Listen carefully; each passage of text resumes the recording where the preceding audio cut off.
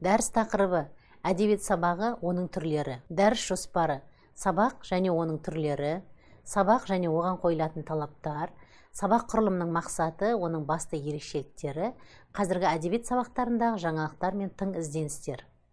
Сабақ белгілі бір сынып оқушыларын, топ студенттерін белгіленген бағдарлама бойынша оқытудың негізгі формасы. Онда оқу материалын оқып, үйрену, меңгеру жүзеге асырылады. Ол үшін сабақтың нақты мақсаты болу керек. Сабақ оқу процесінің ең кіші бөлшегі бола отырып, оның мақсатын, мазмұнын жүзеге асырады. Сабақтың тақырыбы, мақсаты, әдіс-тәсілі анықталғаннан кейін оның дидактикалық материал жасалады. Бүгінгі сабағымызды бастардың алдында 3 бағаннан тұратын мынадай білемін, білгім келеді, үйрендім әдісі бойынша жұмыс жасаймыз. Яғни сіздер сабақ туралы не білетіндеріңізді білемін бағанына, ал алдағы уақытта қандай әдіс-тәсілдерді немесе қандай сабақтың түрлерін білгіңіз келетінін білгім келеді бағанына, ал сабақтың соңында үйрендім бағанын толтырып, оны маған жіберетін боласыздар. Мектеп практикасында қазір сабақ түрлері көп. Оларды шартты түрде дәстүрлі және дәстүрлі емес деп бөлеміз. Қалыпты сабақтан дәстүрлі емес сабақтың өзгешелігі, жалпы сабақтың дәстүрлі құрылымы сақталғанымен, оны жүргізу, өткізу түрлері өзгереді.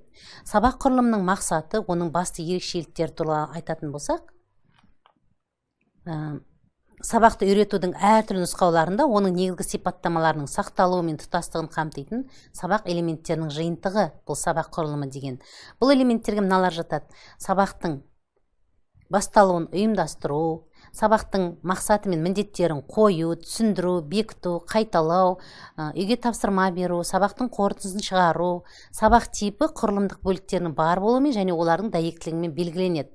Яғни сабақ тақырыптың жылдық курстағы орнын анықтау, сабақтың жалпы міндеттерін бөлу.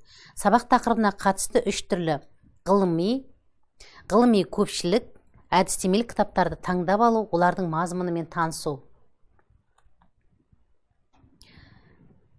Сабақ оқу бағдарламасын қарап шығу, түсіндірме хатты қайта оқу, берілген тақырып бойынша стандарт талаптарын оқып шығу, сабаққа байланысты мұғалімнен не талап ететінін анықтау, оқулық материалын еске түсіру, тірек білім, білік дағдыны бөліп алу, сабақ міндеттерін нақтылау, басты міндетті бөліп алу, оны оқушыларға түсінікті, олар қабылдай алатындай етіп тұжырымдап жоспарға жазу.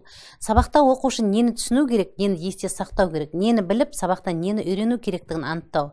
Оқушыларға қандай оқу материалдарын, қандай көлемде, қандай мөлшерде баяндау керектігін, жетекші идеяларды дәлелдейтін қандай қызықты деректерді келтіруге болатынын анықтау. Сабақ міндеттеріне сәйкес сабақ мазмұнын жіктеп алу, жаңа білім, білік дағдыны қалыптастыратын, жаңа материалды игеретін тиімді тәсілдерді таңдап алу. Оқушылардың дәптерлері мен тақтада не және қалай жазылатынын ойластыру, сабақты тұтас, құбылыс ретінде қарастыра отырып, көзделген сабақ барысына жоспар жазу. Сабаққа қойылатын талаптар. Дидактикалық талаптарға сабақ тақырыбы, мақсаты, мазмұнның бағдарлама сәйкестігі, игерілетін іскерлік, дағдылардың айқындылығы, қабылдауға әзірлеу. Дамытушылық, танымға қызықтыру, өздігінен іздену, білімін толықтыру, ой еңбегі мәдениеті, ақыл-ойды дамыту. 3. Тәрбиелік мақсаттың нақтылығы, білім мазмұны арқылы көзқарас, адамгершілік қасиеттерді тәрбиелеу. Гигиеналық 4. Бұнда сынып тазалығы, яғни сыныптың желдетілуі, оқу құралдарының тақта, бор, сабақ жабдықтарының болуы, жарық мөлшерінің сақталуы. 5. Психологиялық, яғни бұнда білімге ынталандыру, танымдық белсенділігін арттыру, эмоциялық көңіл күй тудыру, қабылдау, зейін, ойлау. Және ұйымдастырушылық, бұл алдын ала сабаққа дайындық, пәннің тақырыптарын, оқу жоспарын жасау. Әдістемелік, барлық талаптардың жиынтығы. Сабақтың мақсаты мен дидактикалық мақсаты сабақтың түрін анықтайды. Көрнекті педагогтардың зерттеулері бойынша сабақтың сан алуан түрлері бар. Түрлі белгілеріне қарай сабақ жіктелуінің бірнеше принципі қалыптасқан. Мысалы, Казанцев сабақты жіктеуді оқу материалының мазмұны мен дидактикалық мақсатына және өткізу әдісіне қарай сабақтың 10 түрін ұсынған. Алғашқы сабақ, бұл әр пәннен оқу жылының басында өтетін сабақтар. Кіріспе сабақ, бағдарламаның күрделі тараулары мен тақырыптарынан өтетін бірінші сабақ. Жаңа білімді игеру сабағы, бұнда жаңа оқу материалдарды өтетін сабақ. Пысықтау сабағы, өткен оқу материалын пысықтау сабағы. Жаттығу сабағы, оқушылардың білімі мен дағдысын жаттықтыру сабағы. Тәжірибелі сабақ, оқушылардың алған білімін өмірде қолдану жолдарын көрсететін сабақ. Қайталау, қорыту сабағы, өткен күрделі тараулар мен тақырыптарды қайталау сабағы, тексеру сабағы, оқушылардың білімін тексеретін сабақтар. Білім сапасын бағалау сабағы. Бұл оқушылардың білімін бағалау сабақтары. Қорытынды сабақ. Оқу жылының соңында әр пәннің жылдық курсын қорыту сабақтары. Сабақтың негізгі дидактикалық мақсаттарына білімділік, дамытушылық және тәрбиелік жатады. Соған қарай Данилов, Есипов, Огородников сияқты ғалымдар оны төмендегідей 6 түрін ұсынады. Яғни жаңа материалды алғаш қабылдау сабақтары, қайталап жинақтау, қорыту сабақтары, пысықтау сабағы, аралас сабақ, оқушылардың білім мен дағдысын жаттықтыру сабағы, білім сынау сабағы. Ғалым Махмудов та осы мәселеден тыс қалмай, мектепте проблемалық оқуды ұйымдастыру деген еңбегінде сабақтың типтері мен түрлерін негізгі дидактикалық мақсаты бойынша сабақтың негізгі 3 түрін көрсетеді. Онда жаңа материалдарды оқып үйрену сабағы, бұл жаңа ұғымдар менен өздігінен ізденіс қызметінің дағдыларын меңгеру сияқты бірқатар дидактикалық міндеттерді шешеді. Яғни бірінші типтегі сабақ оқу үрдісінің барлық буындарын қамтиды. Бұған лекция, әңгіме түрінде өтетін сабақ түрлерін оқушылардың өздігінен ізденіс жұмысы сияқты сабақ түрлерін жатқызуға болады.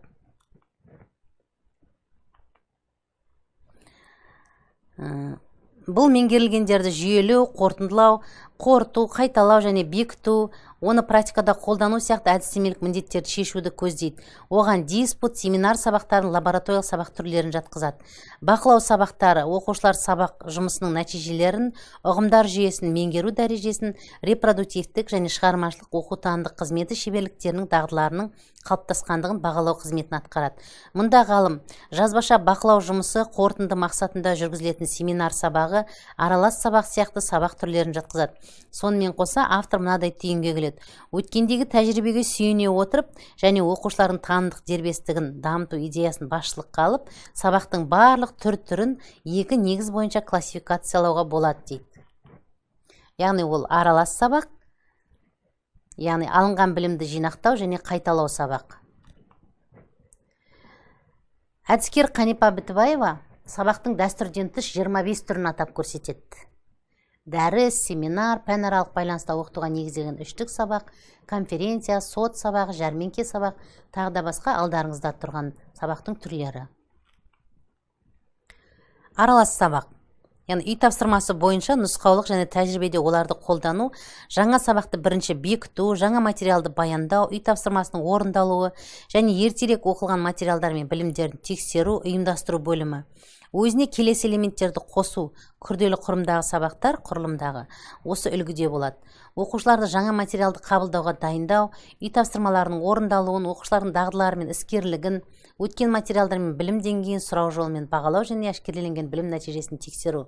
Тексеруде және білім бағасына қабылданады. Жеке ауызша жауап беру, карточкамен жауап беру, жазбаша жауап алу, тақтада жауап алу, басқа да жауап алу жолдары және тапсырма шешімі. Алынған білімді жинақтау және қайталау сабағы. Бұнда пәнді бөлу немесе осындай сабақ түрі тақырыпты оқығаннан кейін өткізіледі.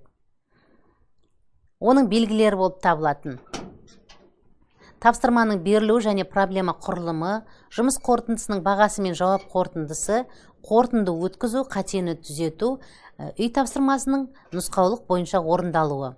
Аталған сабақ жіктеулерінің топтастыру жолдарының негізгі принциптері әртүрлі болса да, сабақ түрлерінің ішкі мазмұндары бір-біріне өте жақын. Сонымен, қорыта айтқанда, қазіргі мектеп тәжірибесінде ең жиі қолданылатын дәстүрлі классикалық сабақ түрлеріне мыналарды жатқызуға болады. Жаңа білімді үйрететін сабақ, білімді, білікті, дағдыны бекіту сабағы, қайталау, қорыту сабақтары, бақылау сабағы және аралас сабақ. Бұлай топтастыру дидактикалық мақсат пен міндеттерге, сабақ құрылымына байланысты болады. Олар оқу материалын меңгеру барысында жүйелі түрде бірізділікпен сатылай өткізіледі. Мектеп тәжірибесінде осындай сабақ түрлері кеңінен қолданылады да, әрқайсысы бір ғана негізгі мақсатты көздейді. Оқыту үрдісі үстінде оқушыны біліммен қаруландырып, жан-жақты дамыту деп біз бүгінгі сабағымызды аяқтаймыз.